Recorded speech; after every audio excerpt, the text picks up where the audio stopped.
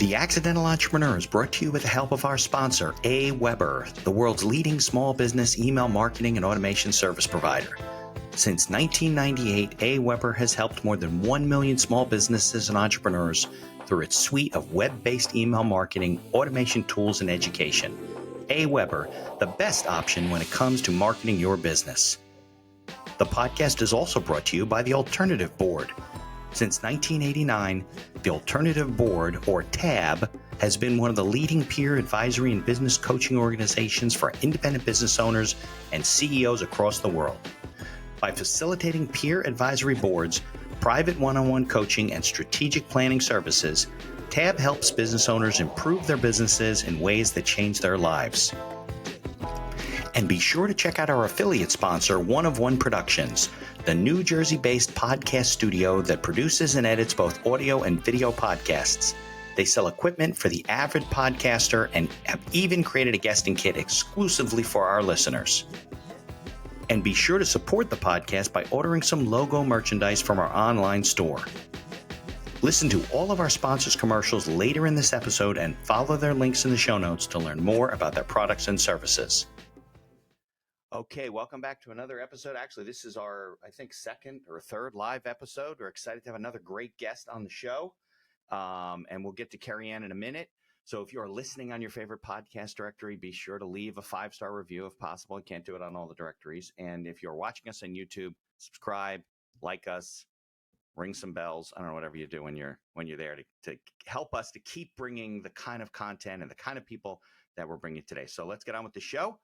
And then we will introduce Kerry-Ann.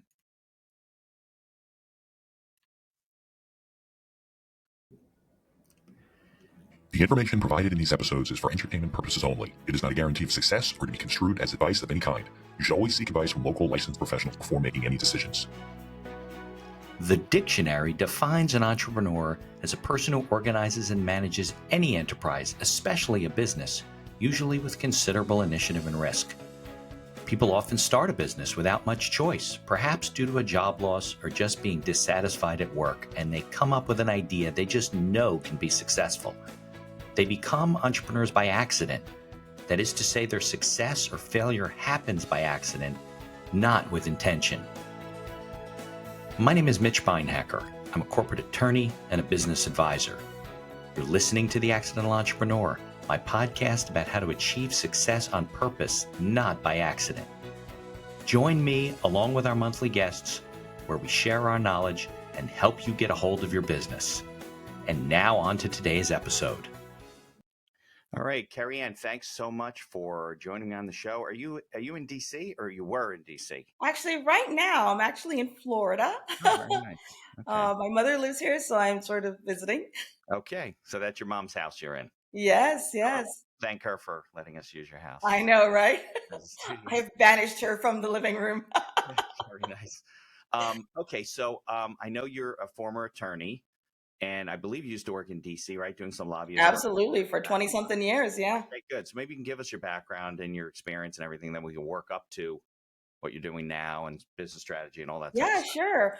Well, I would say probably when my first real sort of career coming out of college I was a professional fundraiser. And I did that with the United Way, cut my teeth there, and then sort of realized that I actually was very concerned about some of the things that we were facing in our communities and sort of national policy issues. So I said, I'm going to go to law school and work on these problems. So that's what I did. I became an attorney and was a Washington, D.C. attorney and lobbyist for a number of years. Did that, loved it. And while I was doing that, they were in the process of building the Martin Luther King Memorial on the National Mall. Right. And they were in need of someone to do some heavy lifting on the fundraising. They brought me in, and then within a year, I was heading up the entire fundraising effort, and did that. It was over 120 million. So yeah, you had the background. What was that? You had the background for that. Exactly. And I think you just never really know, right, where the things you do in your life are going to take you. Right. Did you go to law school in DC too? No, I was in Boston. Oh, okay. You've been all over the place. Yeah. What was that? You've been all over the place. Yeah, I have been all over the place. Yeah. ways a little bit. But I called DC home in a sense. Right now I split my time between Madrid, Spain, and in the US, but I always Oh, consider DC home. okay. Why Spain? I know it's a little off the topic, but It's a fantastic city. Madrid's a fantastic city. Spain is a great country. I really was just going there for a year. I was like, I'll just go for a year, kind of, hang out for a bit. But I really loved it, and so it's been 6 years, and I'm still doing it. oh, nice. Okay, so but now we know you do working with business owners and strategies, work with large corporations and small business owners, and so maybe you can take us through that. I don't know if the word's metamorphosis, but that transition from I mean, you're doing fundraising and policy and things like that to the business world, small business world. Yeah, well, so I've always been doing strategy from the very beginning, even when I was doing fundraising back when, I was started my career. Yeah, So obviously, strategic planning, being able to sort of look and see what makes sense for an organization in order to achieve big goals. That's really at the end what it is that I do. right, So as I continue to, use those skills and hone them over the years, and the different iterations of my career. When it was time to transition out, when we built the memorial and the big pomp and circumstance, the president did the whole thing and the blessed it, then I was sort of thinking about what next steps would be for me. And, obviously after doing such a major project, there's nothing really, a lot of headhunters were coming and calling. I'm like, nothing was interesting because I just did this fantastic thing. But right, one of the things that I was doing was a lot of people were inviting me to come in and help their boards of directors, help their, CEOs to be able to sort of create strategy around big projects or within the business, increase revenue, those kinds of things. So I started doing that. And as I kept doing it, then, I just sort of evolved into sort of creating the company in a way that was really helping organizations really develop strong strategy. Not just that, Mitch. I mean, you know the deal. It has to be about execution in the end, right? okay. So making sure that we have a strong strategy, but also a plan to execute. So that's how I eventually moved into having the business. Got it, got it. Yeah, because you can't, a lot of it's leadership, a lot of it is putting people in the right position, empowering them to do it. I know a lot of companies have great strategies and they never get anything off the ground. Oh, tell me about it. I mean, the percentages are like, the stats are like horrendous. Yeah, well, I was but actually in Dallas the other life, day. right? That's probably like general in life. You say you're going to do something and you don't do it. I mean, it just carries over to business. Yeah, Exactly, right. exactly. I was in Dallas the other day with a relatively new client doing an offsite with him and his team, and so I had another client that actually was one of my clients from early days, and I said, oh, let's grab lunch and catch up, and I went over, saw the office, saw the team, was like high fiving, and everyone was saying, Kerry-Ann, we are still execute we just finished executing the final step in the strategy that we created, and we just followed it key by key by key as we moved forward. And now they have like tripled revenue. Yeah, Okay. They bought a land, building a new building. They're doing all this great stuff. All because, yes, the strategy is vital, important. We create a strong one. At the same time, it's about following it, doing it, executing it day by day by day. right. And not questioning it. If you put it in place, I mean, if there's a big problem, then maybe you got to readdress it. But a lot of people drop the ball. So are you working more now with larger corporations, or are you working with smaller businesses, Well, I or work primarily with smaller and medium-sized companies. So now okay, we're not talking about tiny, sort of startup-y types, but the folks that have been in the business, they're small, but they really want to build something that lasts. So, you've got people who, every large company that we look at that we admire, Mitch, yeah, was once a small company, yeah, right? usually, right, in most cases, yeah, yep, Yeah, so in the end, that's what, those are the people that I work with. They want to build something that lasts. They want to be able to exit it either by selling it for multiples or be able to exit it and give it to the second generation in a way that makes sense. got it. So a lot of strategies around succession planning and transition and how to, you know, get something out of your business. A lot of business owners don't Precisely. really think of that. Yeah. Yeah, yeah, Yeah.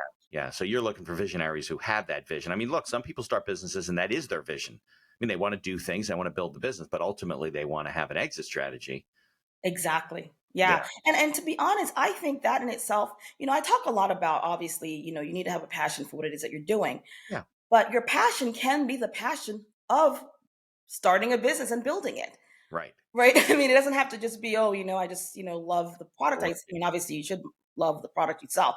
Right. But in the end, it can be your passion to be like, I love building businesses that last, that have some longevity to it. Because in the end, the stakeholders of your company are not just you and the investors, it's your employees, it's your customers, Of it's your course. community, it's all of those people. And so if you're building something that considers all of those elements into play, then those are the kind of people I like to work with. Yeah, yeah. I think it's a good conversation because I talk to a lot of people about this. I think more business owners should go into business, or at least once they're running, right? Let's say they're a year or two into business, they got employees now, they got some office space, they're actually doing things, they're making money. I think part of their strategy should be, what do I do? And I don't know, depending on their age, what do I do in 10 years, 20 years, 30 years? Because Yeah. you can't do it 2 months before you're saying, you know what, I think I'm going to retire in 60 days. Like that's a little, not even 3 years. I mean, you need years to equip your business. And a lot of business owners run their businesses to minimize taxes versus maximizing value, which is a choice, but could really come back to haunt you later on. I agree with you, You Mitch. know? I really believe, frankly, that once you're starting to build a business, because I mean, your audience, maybe someone in your audience who is just recently starting their business. And Yeah. I'm saying, look, starting it with the end in mind. Yeah. Start it with the end in mind. If you know that at some point you want to sell it, then you're building a business very differently than if you were building it as sort of a side hustle, or if you're building it as a lifestyle thing where you're just sort of doing it so you can, travel or do whatever you want to do. If you're Right. building a business that lasts, you want to have that exit strategy in place or in your mind. Because I mean, I can't tell you, Mitch, the other day someone came to me.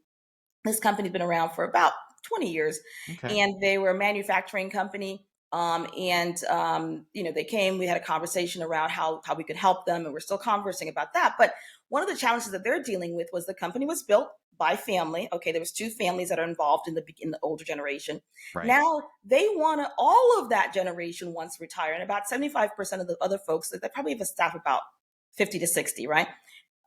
75 to 80% of the staff below are family members as well, cousins, aunts, Yeah. whatever, the whole Sure. thing. Big family business. So, huge family business. There's sort of two families that have kind of merged in together. So now the generation that wants to leave, they're like looking and saying, well, we want to leave now because we want to retire now. We've got the grandkids, the whole thing, and they can't retire right now. They To just do don't have the to structure. do it. So Yeah. there's going to be another 10 years, I would Right. say, for some of them, even 15, for them to Right. fully implement the things that they need to implement to make it work. I mean, you don't want that, you want to be able to know, okay, here's the plan. This point is when I'm going to retire. Bam, we're good to go. Or if you plan to sell, Sell, right. I No, can because maybe sell the with. younger generations are like, you know what? I don't want to stick around if you guys aren't here, And Then what do that's you so do? true, Mitch. We can't assume. It's kind of like, your mom has a wedding dress, assumes you want to wear it to your wedding, You can't assume that they want to take on your business. Obviously, there's some things that you can put in place to sort of, bring people in, bring the younger generation in, see if they're liking it, there's an aptitude, that kind of stuff. But if they're not going to want it, then you definitely want to be thinking, well, how can I increase the multiples of how I'm going to sell it? Right. And that is really where the value is. Yeah, that's a big thing. I'm dealing with some cannabis companies now that are, going into the business with the anticipation of exiting in 3 to 5 years or whatever. And there's certain things they could do to get a higher multiple than the average 3 to 5, multiple, because ultimately that's what you want to do. And there's investors involved. But, I've Yes. been involved in a lot of businesses, especially like you said, family owned businesses where the owner, let's say it's one guy, right? Maybe it's two brothers or something, are in their 70s or 80s, right? And they've basically been running this entire company. Everything goes through their office. They're like, well, what are you doing? You got to do this. Well, I go ask dad, whatever. And dad now has a health issue or whatever. And he's going to either, leave, sell the business. They're trying to then piecemeal this business together. They're trying to Yes. argue that, well, there really is revenue. It's just that we're paying for everything for the family. They all have cars. They all get health insurance. They all get, right. And it's creating losses. And now you're doing what I call magic math to try and cobble this thing together and say, well, if you and I, Kerry-Ann, bought the business, we wouldn't have all these expenses. So therefore, we'd have $500,000 of extra revenue. But then Yes. you find out that there's other people that might not stay, or that when this guy leaves, you got to get 3 people to replace him because of all the things Mhm. that he was juggling. And Yes. it's not, yeah, I mean, strategy is important. And I don't think a lot of businesses think of it that way. They don't use the word strategy. They're just employed by a company they also happen to own, and they're just going in every day, and they're not strategic about it. That's what business planning is all about, right? You write a Yes. business plan because Yeah. it's a strategic plan. Yes. right? That you can Yes. change and work with and mold. It's not going to be a straight line, but yeah, Yeah. I think it's interesting when because you are obviously looking for, open-minded certain kind of people. Like it's not supposed to be painful for you too. So Right. a lot of Exactly. people who need my help and who need your help just aren't going to get there, right? We're not going to hire them or let them hire us, I guess is a better word. Right. No, it's true. Yeah, Mitch, you go said ahead. something that I thought was really interesting. You said you don't know if people think of it as strategy. And one of the things that I really am trying to help people understand, particularly in the small, medium-sized space, is that look, guys, strategy is not some high level hoity-toity up in the heavens kind of a thing. Right, It's about where are you, where do you want to go, and how do you plan to get there? That's basically what strategy is. I know back in the day, people wanted to make it seem like they were kind of, you know, so intellectually astute that right, they can. I mean, look, I cut my teeth on strategy. I've been to a zillion and one strategic planning sessions, and I get that there's a certain desire to make it seem as if it's so much more in the air, but right. it's not. And No, one of the things that I do with my methodology is bring it down to the ground and say, look, where are you? Not really, really, where are you? Because a lot right. of people just don't even know where they are in the No, business, that's right? another So problem. Yeah, where are you? a Where lot. exactly do you want to be within a particular time frame? And then here's a strategy and how we're going to get there. Yeah, And that's really what strategic planning is, right, right? So right, I do think, yeah, there's a thought process out there like, oh, it's kind of out there. No, it's right here on the ground. right. Well, if you boil it down, then it's usable for them. It's understandable for them. It's digestible, Yeah. to them. But I think it comes down to like, four major categories, which probably make up a business plan anyway. But it's like your service or product, it's your people, Mm-hmm. which I think very often business owners, especially small to medium sized businesses, they don't recognize that it doesn't have to be all them. Like there's a lot of things that the business owner or a couple of business owners do that they shouldn't be doing. Yes. First of all, it may be, lower paid work. And second of Mm-hmm. all, maybe they don't have the skills to be the CEO at the next level of the business. We see that Right. a You lot. can hire a Yeah, professional CEO. It's fine. right. Next level. Because you're not Yeah. going to do it on your own. You were the entrepreneur, you were the visionary, you You're the started the business, visionary. 4 employees. Now you got Different role. Yeah, and you need an HR person and all those Yeah. types of stuff. And then I would say it's probably like, your marketing, your business development, knowing your marketplace and knowing your customer, which I think is a huge issue, right? Everybody thinks this is why customers buy from me, and you and I both know 9 times out of 10 they're completely wrong, right? And they don't ask That's the not why question. they're buying from you. You Right, don't even, you don't even know what business you're in because really of a truth, some people are like, oh, yeah, I'm in this business, but then you start looking, you're like, actually, no, this is the other business that you're actually in. And so right, if you posture yourself that way, you can not only expand your customer base, but allow for some efficiencies of scale so you can actually scale the business as opposed to just growing. I mean, there's a lot of discussion that I have with clients around how to, so people that come to me usually are either, they want to scale and they're not scaling, or they can't walk away from the business without feeling like it's going to implode, or they're coming in, their team is not functioning as well, sort of subpar team, or they're really having some cash problems. Which, by the way, Mitch, those four reasons are the primary reasons why businesses fail. So sure. these are not things just to sort of snooze around.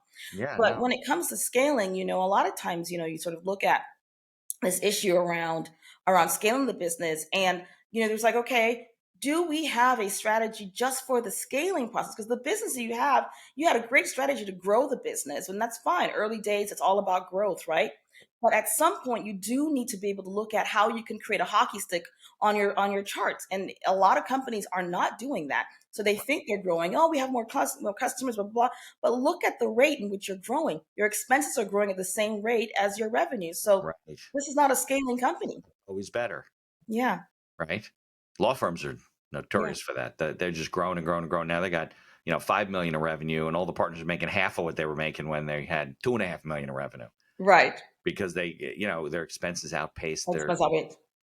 yeah, I Yeah. mean, their growth. Yeah, I think a lot of people don't recognize that it takes different set of skills, or it takes maybe not the different people or people in different places to go to the Yeah.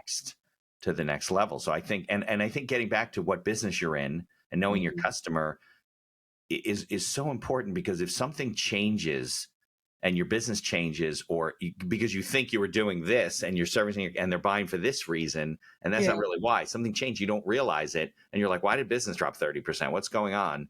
It's because you've been servicing the marketplace this way. And that's not Yes. why people were doing it. And you Yeah. changed what it was, the reason that they were actually buying. Yeah. You didn't know it. And I think it's Yeah. a dangerous way. I think a lot of business owners don't recognize that till it's too You're late. so right, Mitch. I mean, you're absolutely right. And I think that's one of the reasons too, one of the eight elements that I always talk about in really thriving for a business such as a small and medium-sized business is really looking at the idea of how are you optimizing and how are you innovating, right? So those two things, everyone seems, oh, well, small businesses are the seat of innovation. Yes, because we're agile. And so our innovation comes out of necessity.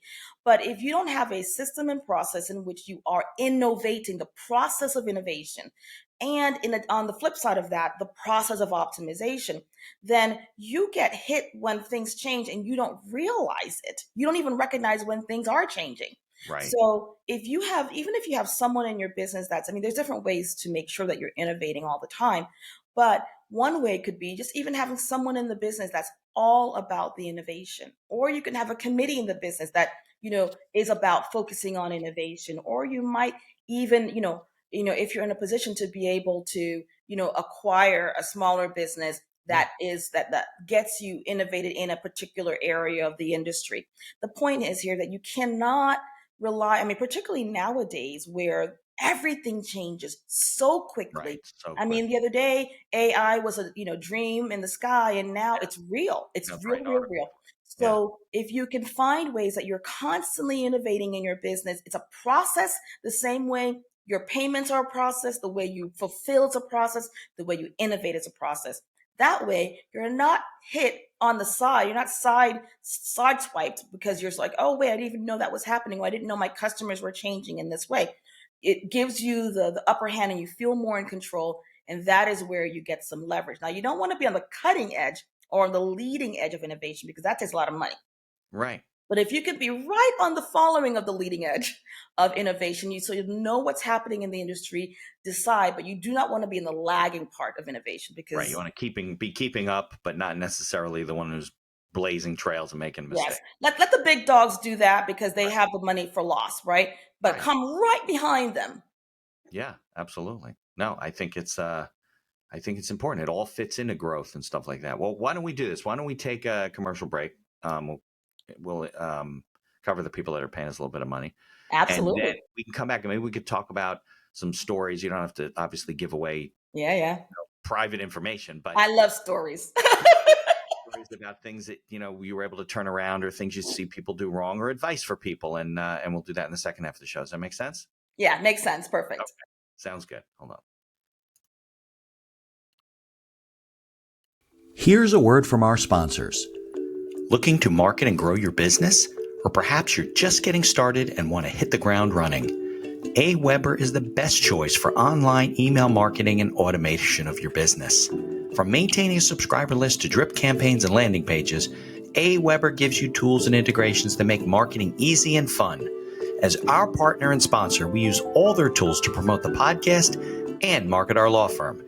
AWeber, the best alternative for online marketing.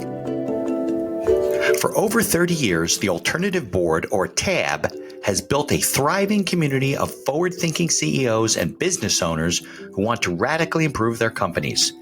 Through unique combinations of one-on-one business coaching, participation in monthly TAB board meetings with other non-competing owners, a suite of strategic tools, and customized strategic planning workshops, TAB membership can deliver greater strength to your business and a better work-life balance for you and your family. All packaged in a streamlined and affordable service that the people at TAB invite you to try risk-free. Maybe you're looking to get into podcasting, or you just want to market your business. Maybe you want to do it for enjoyment, or because you have a message you want to get out there. One of One Productions is a New Jersey-based studio just over the George Washington Bridge that caters to the booming business of podcasting. They offer a comfortable atmosphere using the latest technology available to record your podcast.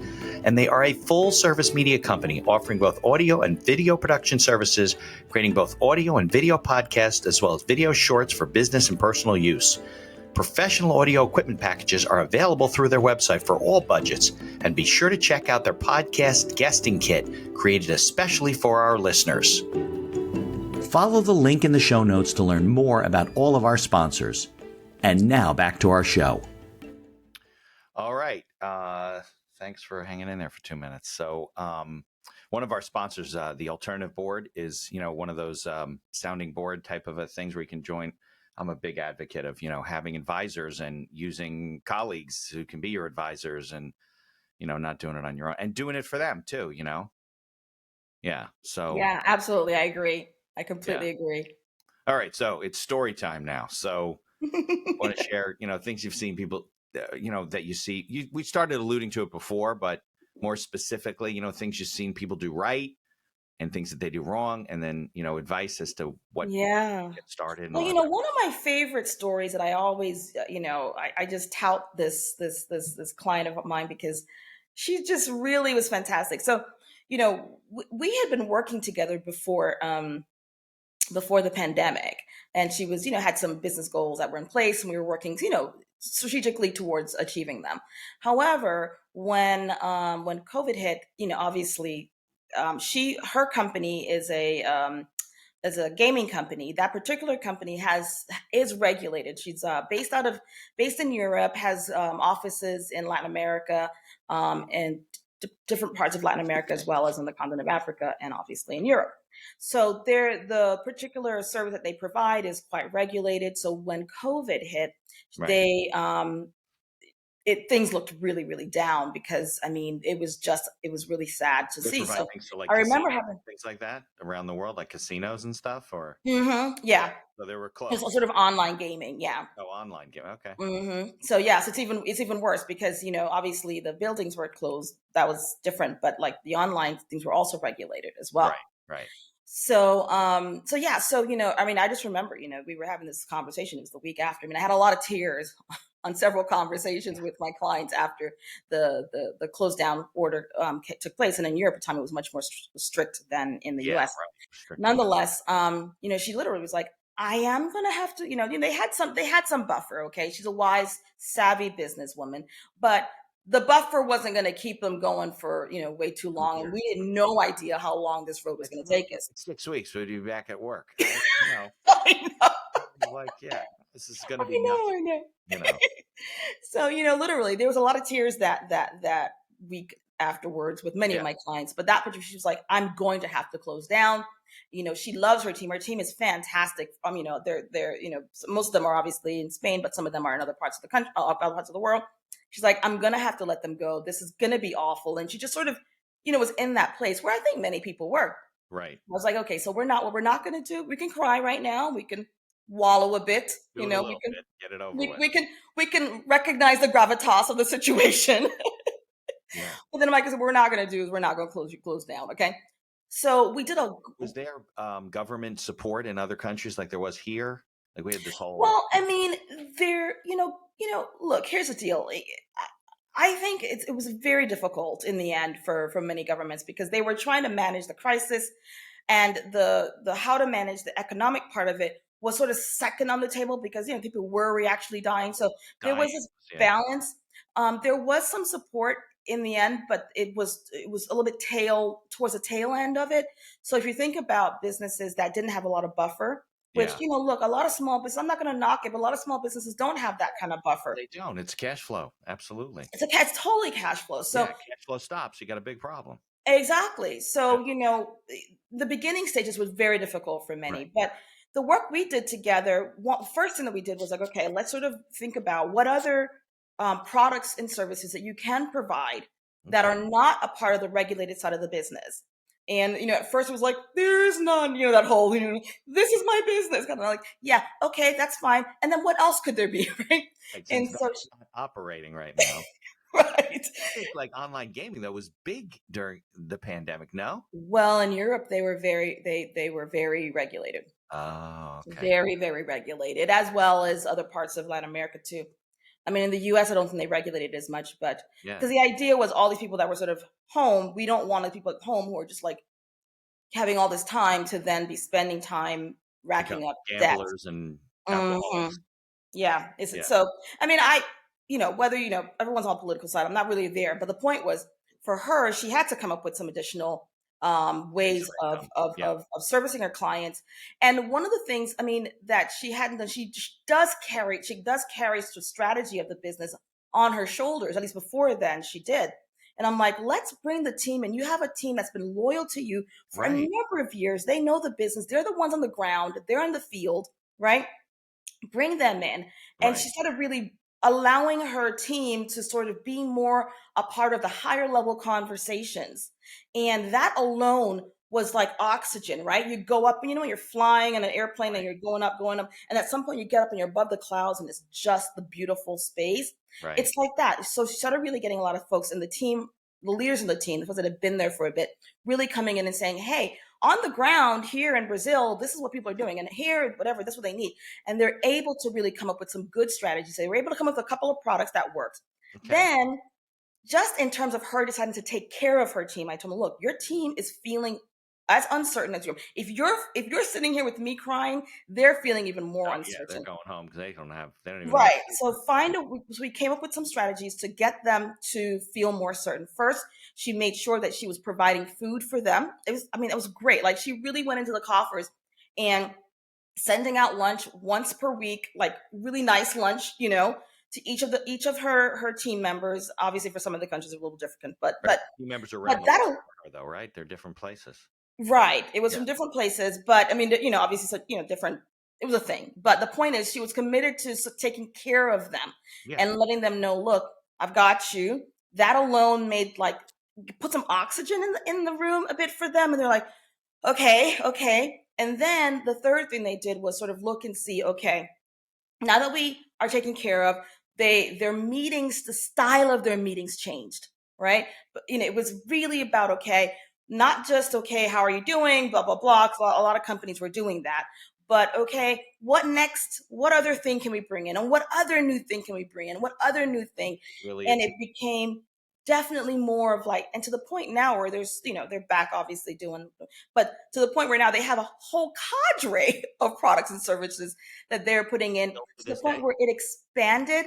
They surpassed the million, because they wanted to, at the time that we met, it was like, okay, we wanted to sort of get to the million. They surpassed the million. Okay.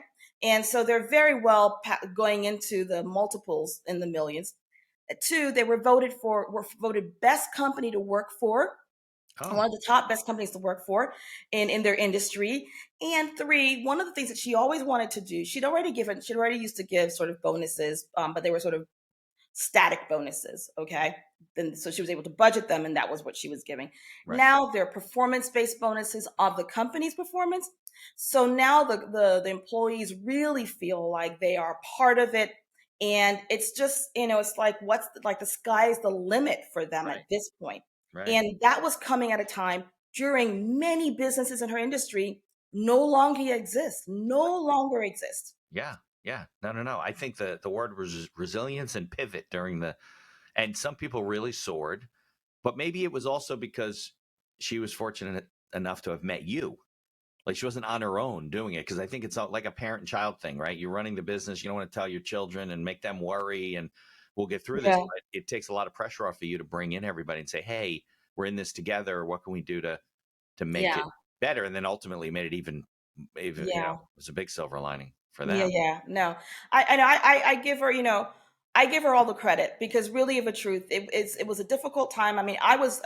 When I work with clients, I'm in their books. So I saw the numbers, and I saw how that thing went from here, the revenue for that month, and then went down. So it wasn't like a false fear for her. It was real. And she had to dive in and bring in some money that were maybe not even, some of the money that she was thinking she was going to be able to use for other investment, but she was able to use that investment into other parts of the business to support her team, to build out new products. And as a result, she's flying sky high. Yeah. No, it all comes together. I always looked at it that way. If all the cylinders are firing like you want them to, where would you be? And you just see the abundance. You just that's where strategy really comes in, that you got to work the plan. You got to stick with it, or else you're just putting out fires all day. Yes. I'm a big person for journaling things and lists and reminders, and it's because things distract you and I don't even have employees anymore. Now it's just me. I used to have a whole team, and you could just get distracted so easily. Forget about during the pandemic. It was like the world was on fire. Yeah. Yeah. Yeah. So Yeah. you were in Spain during the pandemic? Yes, I was. Yes. Oh, that must have been uh, Yeah, it was a pretty moment. interesting. Yeah, because they were much more strict. So we were indoors the whole entire 3 months in the beginning stages, and people died. It was sad. Yeah. It was Yeah. a moment in time. I mean, like you only could leave to go to the grocery store, and it was kind of Yeah. a thing. Yeah. Right. And I'm sure they didn't have like Instacart, right? You pull up and they fill up your car and Well, you. you know what? Right. Well, at some point, I'll be honest, Mitch. I'm old school. I never used to really order things like So Yeah, me I neither. wasn't one of those people that used Uber Eats and Instacart. Store. That's the way it is. But the grocery store, obviously, I live at the center of the city, so I would just like it's just like a grocery store. You I have just like walk. three grocery stores a block away, Right. but it's still I would be like I have to go to the grocery store today for nothing. I just wanted to get Right. You want to get out. yeah, I just want to go buy some milk. I just Right. go buy some But fruit. that counts. You're allowed to get out for that. It's the grocery store and the pharmacy. Those are the two places that we're allowed to go. Yeah. So what is pandemic aside, right? What do you Mhm. think is the characteristics or something that you see with the people you work with that makes them like more successful versus, the ones that struggle? Mitch, it's a really good question. To be honest with you, now, almost 10 years in, I kind of been thinking about writing a book about it. Yeah. I think that there are people, and this is where I'm really a champion of small and medium sized businesses because um, it's people who come into a business and they want to build a business that lasts. I know that it's very trendy right now to kind of build something, lifestyle business that you can kind of, pull from. And then, when you're gone, you're gone. But if you come up with the idea, if you step into it, like I'm building something that's going to last, Right. With even that in if mind, you just beginning, you mean, right? a mindset in the Yeah. beginning, yes. And look, we all evolve and grow. So it's not about Yeah. saying, oh, You're right just now you're right. You're feeling just this way. always going So to. whatever. But at some point, if they come to me and they're like, no, I want to build something that lasts. Okay, right now what I have might be doing fine and it's feeding the family, whatever. It has a couple employees. But if they say, no, I want to build something, that's a mindset shift that people are different. Like they just operate different, they hire different. When I was with one of my clients, this in Dallas the other day, I mean, just this past week, um, this company, I mean, the team at the table, the leadership team at the table, were just the sharpest, smartest, well-credentialed individuals that all of these folks, I mean, some of them have worked for massive companies and leadership levels, but they all want to work for this company because there's a vision that there's a view of the future for the company. And they're like, I'm gonna bet because people like there's a sort of this, I don't know what you say, a myth out there that people don't want to work and people are lazy. That is just, I don't know No, who came not up with true. that myth. It is not true. It is off. It's false. Human nature is people want to work for people where there is a project or an idea or a vision that is bigger than themselves. Right. So if you are having people in your business who aren't doing the thing, it's because you're not a good leader. You don't Right. have a strong vision. Yeah. You're not doing what you need to do Right. They're because not buying people in. want to be a part of something bigger than themselves. And you can attract you can attract the most qualified, smartest, sharpest, most self-motivated people, and you can compete with the big dogs.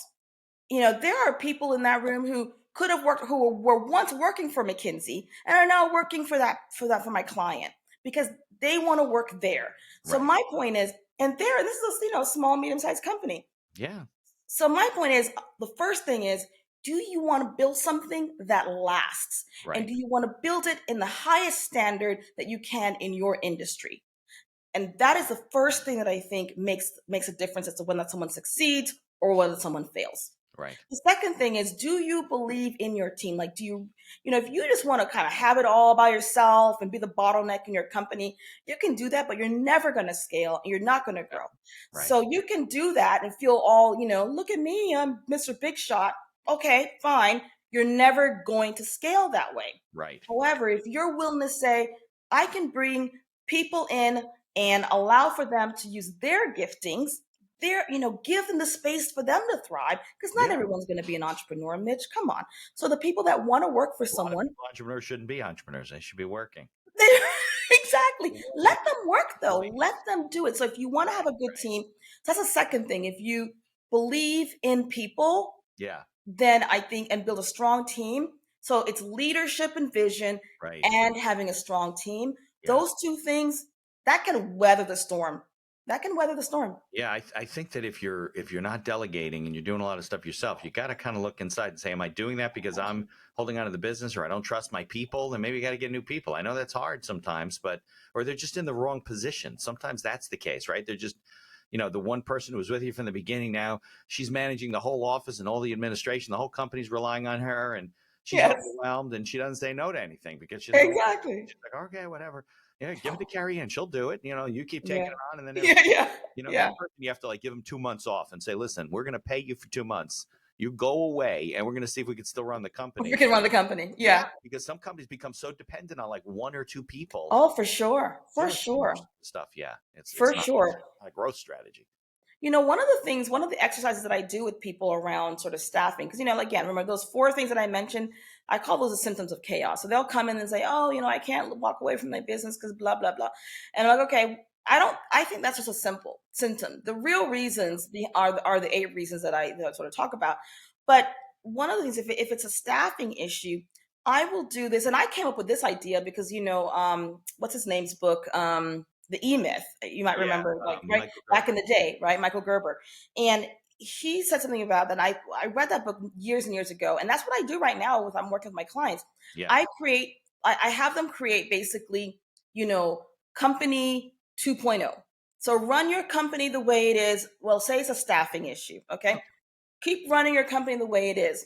Let's now create company 2.0. If you were coming in new and looking at your business and the business you want to create, what kind of organizational chart would you create now? Right. And then what type of person would you need to be in that role? Right. What qualifications, what personality type, what things do they need to do? And then create a job description and a job commitment form for that role 2.0. Right. Now take a look at your current business. It's usually very different than what they're looking at now, right? Right. Now look at your current business and see, how does your current business compare to 2.0 org chart? Right. And then you start doing the work. Sometimes a lot of people are worried like, oh, I'm going to fire my team. No, you don't have to fire the whole team. No, but you need to start looking at seeing abilities. Who can you move around? Who can you train? Who can you upskill? What can I mean, there's going to be a few people that you might need to say, okay, it's time for you to transition. Yeah, right.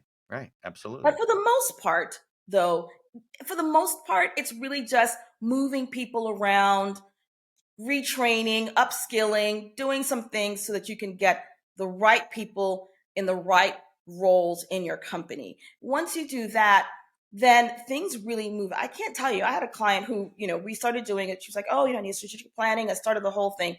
Now she's been with me for a bit, but when I first went on and I started having the conversations with her team, oh my God, Mitch, it was toxic in there. She did not know, but it was toxic. She wasn't even aware of it? Like she's oblivious? She wasn't aware. I mean, she knew, again, it goes back to there's the symptoms of chaos, but she doesn't know what the root cause is. But I realized the root cause was somehow she had broken trust. Okay. Her team didn't trust her. And there were a few bad apples. Yeah. Just, so it's both sides of the coin. And then, really the recommendation was there were a few that needed to walk away. They needed to be let go. And there were some that needed to be moved into different seats. Some that needed to be retrained. There needed to be some mending of trust. Right. But all of those things can be done. So I don't want anyone listening to this thinking, I've kind of messed up my company because I haven't been leading very well, that's fine. But now's a good time to start. Right. Today. Yeah. I find it's very common for what had happened to us recently. We had a problem with our car and something broke. And then we went to a couple of places and we ended up at this one place and they're obviously having trouble finding parts. And my wife's all upset and everything, but that's the nature of what's going on in the world right now, right? Yes, of course. The guy who runs the shop is not the owner, because I know who the owner is. He's a nice guy. This guy is so rude. You'd think we're doing him a favor by coming. Mm-hmm. And I'm sure, and I'm not going back there again. I'm going to let the parts coming in. We're going to get it fixed. I'm just not going back because what do I need to be treated? And I have a feeling that the guy who owns the business, he's there and doesn't know. Right. He doesn't know. Has no idea. Right. And this guy's been with him forever. And he just called me up. He literally called us and said, well, you better call me this day because make sure that part's in. I'm like, well, you're going to, Well, I might I don't forget. need to call you. You call me. Yeah. What are you talking about? Yeah. So, like, could you imagine like us doing that? Like calling up, hey, listen, if you need legal help, you better call me if that contract needs to be written, or we're going to close on that business. Like Oh, I know. Oh, I know. we get away with It's sort of like you see that a lot. I'm going to be going to Kentucky next week to a medical conference for shared practice individuals, and I was I'm preparing like my talk, and I kept thinking to myself around, and it's going to be about scaling and growing, and all I can think about is the nurse at some of the doctors' offices that are just mean and not very responsive, and I'm just like, 80% of your interaction is with the front desk and the nurse. the front desk nurse. Yeah. And they're all nurses. They're just switching off the front desk or whatever. Yeah. Yeah. I know. And the doctors are just in the clouds. They have no. Yeah. They have no.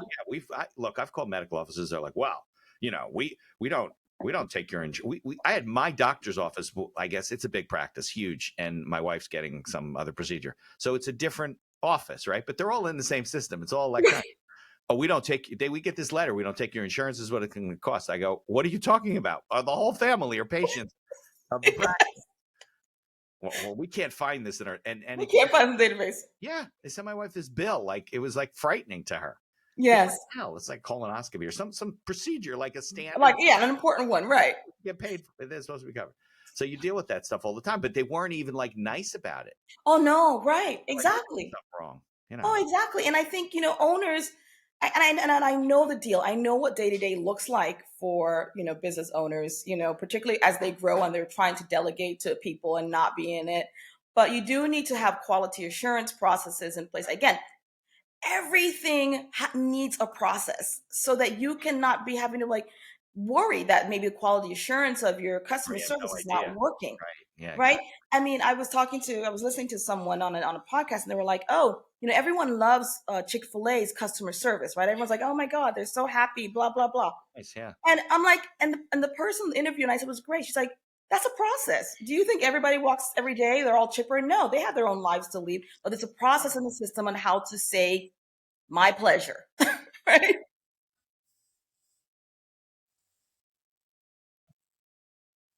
Yes.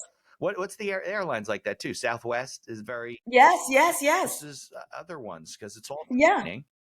Like you can be those companies. You don't have to be, Microsoft to have these large. You can be a friendly small company, easy to work with. People chalk, and it. By the way, then it feeds off of like reviews and recommendations and referrals, and instead of me not going back to the shop, I would refer friends who need. Exactly. These guys are great. They're going to take care of you. You don't have to worry about it. Right. And it makes you breathe. It makes you breathe. And then of course you become a loyal customer, a raving fan, as Tony Robbins always says, so you just want to make sure this again is systems. This is not just, I'm going to hire really fun, energetic people. No, it's you hire people because most people want to work for a place where the vision is bigger than themselves and they're self-motivated. Right. So you hire that. Then you train, this is how we do it here. Right. But if you don't know your secret sauce, if you don't have a system in place to say, this is how we do it here, whether it's customer service, whether it's how you make sure that you have, parts in stock, right. Whether it's how we make sure that we are collecting and being on top of our accounts receivables and our accounts payable. If you don't have any process around that, then it's willy-nilly. Right. Well, and if everyone has to come to you and have you to sign something, the employees, you're the bottleneck. Yeah, and everybody's nice. I mean, that would make sense to you, but don't assume those things. I think it's right. And also, look, employees need to manage things like this guy didn't need to be rude. The fact that he couldn't get the part in for a week. He asked for our car on a Monday, and we were going to drop it off the next day. And he says, well, let's wait. I don't have the part in yet. I says, then why did you want my car on a Monday? So he's not mad. He doesn't care, but exactly. Yeah, because exactly. But I think you're right. People don't. They have what's the word? They have to believe in it's almost like acquired ownership, right? You treat it like you own the business because you appreciate the environment and how and a lot of people don't do that. I think business owners do take it for granted that their employees are going to figure it out on their own. Yeah. Right. Yeah. They And I don't. mean, look, you can decide that again, it's all a process. If you want the brain thrust of your employees to be a part of your decision making, then make that a process. So Yeah. that if you know, okay, if you know, because if your employees are on the ground, then they're saying, no, customers, when they come in, that they need this, they don't do that. That's fine. But then we have a process for changing the way we all do it, Right. not just randomly because, Right. Because then you don't get any. It's not strategic. You don't get any. yeah. Mm-hmm. Yeah. I think that's a huge problem. Huge problem. You know, one of my good friends, she does one of her things that she loves to do on her spare time is teach spin classes on bicycles or As a side gig. cycling, and she was doing this, so she does this, but she herself is a project manager in a large corporation. Got it. So anyway, she happens to her personality type is one in which she she's going to do something, she's going to do it well, right? So she's working there just doing spin, and she's one of the best spin instructors, meaning the people come to her class all the time. It's consistent. So she's basically a good a draw for the company. Okay. So instead of saying, the company's having some problems. All fitness agencies are having a hard time coming out of the black from COVID, which we understand. Okay, fine. And instead of them saying, okay, let's bring the top 3 spin instructors and do a training on what are you doing in the company that's making your folks come. They're just saying, oh, well, they're just really nice people and people like them. No, there's something that they're doing that's causing this, not just because they have a great personality. Right. And I think that's the thing. We owners often don't recognize that their employees can bring value, but not in a random way. There still has to be a process around it. Right. But you can create a whole manual, a whole training manual, and all kinds of directives from asking those questions. It's like she's almost like a customer of the gym, right? Because she's running these classes and it's her side job or whatever. Yeah. She can get all the feedback. It amazes me though, even with this conversation, that I constantly see business owners and meet companies that are just out of touch with their employees. Oh, completely out of touch. Yeah. Completely out of touch. Completely out of touch.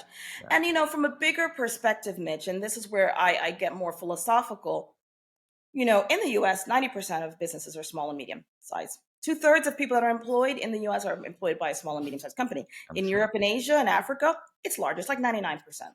This is not a small number.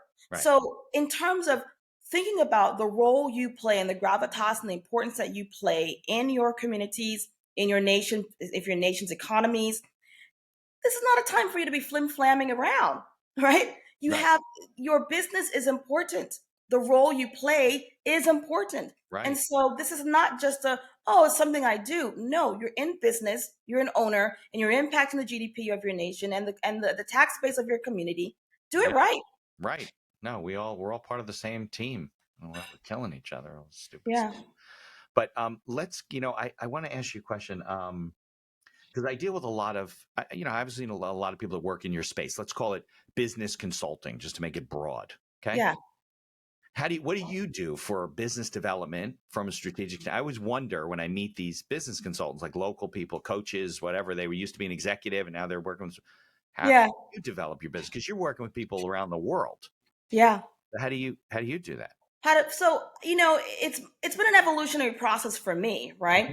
So when I first went into business back in 2014, I had a great network of people because I was a Washington, D.C. lobbyist and attorney, and had a great number of folks that were just saying, "Oh, Kerry-Ann's doing this," Right. I need, out, right? Yeah, I need help here, and I always tell people too, look, still, even if you have a strong outbound marketing, outbound sales process, there's still money in your network and there's still money in your Rolodex. I know the word Rolodex is no longer trendy, but you're still money there. I just saw somebody last night talk about and these little young people don't know anything about a Rolodex, okay? Means I'm like, of course, I used to have a Rolodex. So anyway, so there's still money there. But nonetheless, so in the early days, it was really primarily my network. And then as I began to evolve and grow, and I'm still trying out new things because there's always a new thing, and I'm always being willing to spend a little bit of resource and investment in trying it out. But one of the things that I do is First, I do a great deal of just speaking at conferences, speaking at workshops, making myself known out there from that space. Yeah.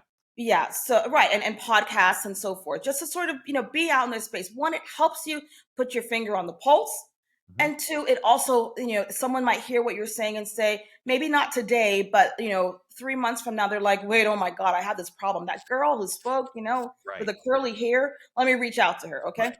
So there's that. And that does help in business development quite a bit. And I've been doing that for a number of years. I used to do executive roundtables, that kind of thing. Okay, fine. Okay. Another thing, though, that I do is, again, back to my fundraising days. People are like, "Oh, outbound, marketing and outbound sales is dead." No, it's not. Right. You No. pick up the phone, you call people, you Yeah. send an email, you call people. You obviously you want to prospect the right person who you think could really gain value from it. But this still works because people are busy. They're not like real actual savvy business owners are not hanging out on social media. I mean, I do have social media presence. I'm on LinkedIn. I'm doing a lot of things there. But the reality is that for us, there are people out there that are busy doing the things. And so, Yeah. um, you know, I reach out and I kind of said, hey, we have a team of folks who are doing this, and they're going out there and saying, hey, we think we can help you. And most of the times it does. I didn't raise $120+ million sitting around doing TikTok videos. Exactly. Right. We were reaching out. On We LinkedIn. were reaching out. So I still believe in outbound Right. So outbound. somebody like, let's say you see a company and you're like, well, I like what they're doing over there. I'd like to meet the owner, and then you figure a way to work your way. Right, find a way to make it relevant, not spammy, but make it relevant in a way. And then oftentimes I believe in getting out there and going to events, So, actually going to events where your clients are, right. not your peers, Right. your clients, Yeah, right? it's not social hour. It's nice to have a drink, but you still want to make it, you be home with your family. Exactly. That's how I look at it. If I'm not going to an event that's valuable to me, I might as well be home with my kids and my wife. I mean, what? Precisely, right? Exactly. That time. Yeah. I mean, there's a time and space where you want to definitely be networking with your peers and all that good stuff. That's good and important because, I refer people all the time to people I've I met get a lot of stuff from other at people. events. Yeah. However, when I want to be, when in terms of business development, am I going to an event, whether it's a conference, whether it's a gala where I know that people in the industry that I want to be servicing are present, whether it's, even if it's just a talk, there's many different ways you can connect with people in meaningful ways. What you don't want to do is be like, consider people numbers or, owners of like, and then again, look, depending on your industry that you are, but you still, no matter how quantity based it is that you do, whether you're selling, widgets or whatever, you want to definitely still look at your customers as the human beings they are. What do they need? What are they really doing? What do they want? Not just want in their business, but want in their life. Yeah. And if you can identify that and articulate it in a way, then you'll develop a good client acquisition process that works for you. Right. No, I think a lot of connectivity. I see a lot of people. They're like, yeah, I really should join the Chamber of Commerce and meet people in the community. I'm like, yeah, I know you do a lot of outbound marketing, but if I get something from you and I don't know you, I may not call you. But if I met you at an event and I get information from you, I'm gonna, oh wait, I just met you, and then I'm gonna read your stuff, and I might reach out or say, hey, you need to talk to this person, Yeah. help or whatever, and it kind of feeds off of each other. And I think people. It is, exactly. So that's why, we always say, in any kind of business, period. And it's not just I mean, obviously service-based companies, this is more necessary than say product-based companies, but product-based companies, you can kind of use advertising more to your liking. But the bottom line is, the expert at hand is the expert that's hired. So if you are a service-based company, you're listening to this and you're thinking to yourself, well, how do I really, it's not a wham bam thank you ma'am situation. You're not going to meet someone and say, hey, look at us, we're so fantastic, you want to buy your service, buy our service. No, you want to always though be at hand, be in the face, be helpful, be generous, be there. Yeah, people appreciate that, and because the timing is not always there. Oh yeah, only 30% of the people that you talk to are ready to buy at that time. Right. So you have to stay in touch. I'm big on keep in touch, Brian. There's this book I always talk about called Referral of a Lifetime.